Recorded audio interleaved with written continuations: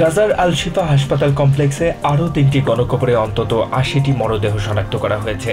গাজার স্বাস্থ্য মন্ত্রণালয় জানিয়েছে, গাজায় ইসরায়েলি হামলায় নিহতের সংখ্যা ৩৪,৯৭০ ছাড়িয়েছে।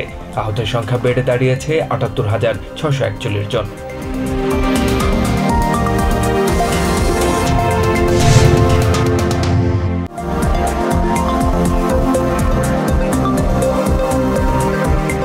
গাজার দক্ষিণের শহর রাফা আবারও খালি করার নির্দেশ দিয়েছে ইসরায়েল। ওই এলাকার ১০,০০০-এরও বেশি বাসিন্দাকে সরে যাওয়ার নির্দেশ দেয় তারা। নতুন করে হামাসকে সংঘবদ্ধ হওয়ার সুযোগ না দিতেই এই অভিযান শুরু করেছে তেল আবিব।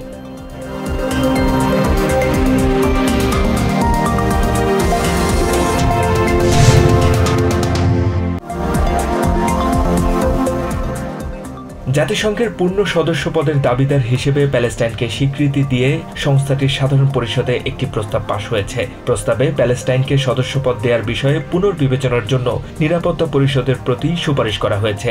এই ভোটের নিন্দা জানিয়েছে ইসরায়েলের রাষ্ট্রদূত গিলাড এরদান।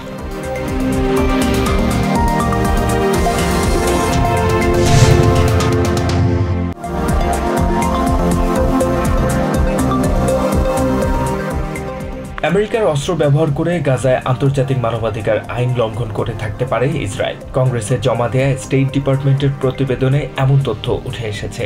যদিও একই রিপোর্টে বলা হয়, ওয়াশিংটনের সাথে অস্ত্র চুক্তির শর্ত লঙ্ঘন করেনি তেল আবিব।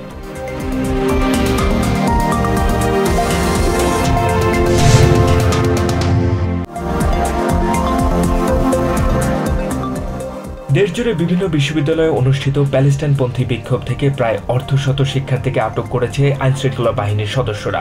এমআইটি ও ইউনিভার্সিটি অব পেনসিলভেনিয়া ক্যাম্পাস থেকে শিক্ষার্থীদের সরিয়ে দিয়েছে পুলিশ। ইউনিভার্সিটি অব অ্যারিজোনায় পরিস্থিতি নিয়ন্ত্রণে টিয়ার শেল এবং রাবার বুলেট ছুড়েছে পুলিশ।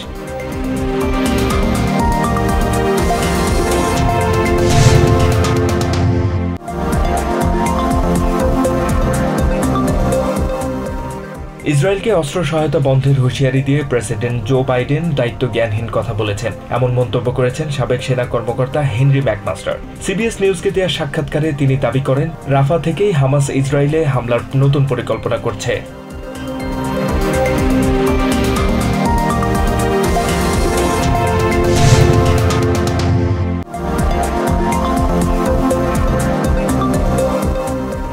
চলতি সপ্তাহে দেশের অন্তত ২২ স্টেটে ১২৫টি টর্নেডো আঘাত এনেছে। এতে কোথাও কোথাও ব্যাপক ক্ষয়ক্ষতির খবর পাওয়া গেছে। ফ্লোরিডার লিওন কাউন্টিতে ঝড়ের আঘাতে এক নারীর মৃত্যুর খবর নিশ্চিত করেছে কাউন্টি শেরিফ। ঝড়ে ওই এলাকার ৬৬,০০০-এরও বেশি গ্রাহকের বিদ্যুৎ সংযোগ বিচ্ছিন্ন রয়েছে।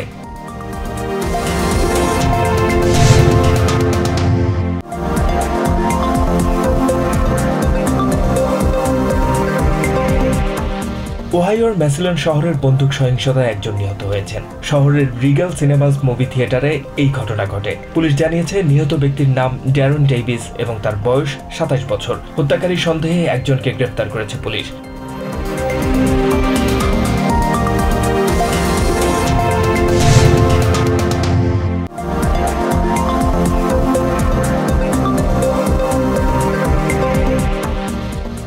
আফগানিস্তানের উত্তরাঞ্চলীয় বাগলান প্রদেশে গত কয়েকদিনের টানা বৃষ্টিপাতের ফলে আকস্মিক বন্যায় নিহতের সংখ্যা ৩০০ ছাড়িয়েছে।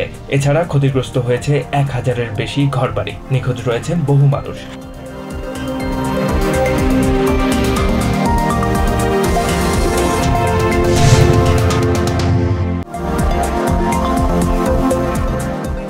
ইংলিশ প্রিমিয়ার লিগের নিকটতম প্রতিদ্বন্দ্বী আর্সেনালকে পেছনে ফেলে শীর্ষে অবস্থান নিয়েছে পেপ গার্দিওলার দল। জিবার্দিওলের জোড়া গোলে ফুলহ্যামের বিরুদ্ধে দুর্দান্ত জয় পেয়েছে ম্যানচেস্টার সিটি। ৪-০ গোলে জিতেছে প্রিমিয়ার লিগের হ্যাট্রিক চ্যাম্পিয়নরা। এই জয়ে আর্সেনালের চেয়ে ২ পয়েন্টে এগিয়ে আছে সিটিজেনরা।